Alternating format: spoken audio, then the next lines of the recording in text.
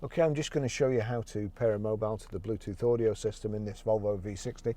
First of all, we make sure that Bluetooth is on. Then, over to the unit, you've got my car there and telephone next one in, so we click telephone. It comes up no phone connected or okay to connect. Now, at first, you assume okay to connect, well, it's okay to connect to phone, but what you actually have to do is click the OK button to connect. And the OK button is here. So click OK. Then search new phone. Click OK again. It's now searching for a phone.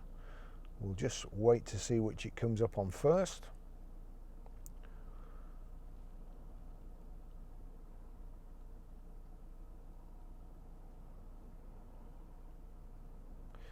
There you go.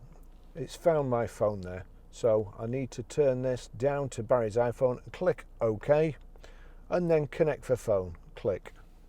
Connecting Barry's iPhone.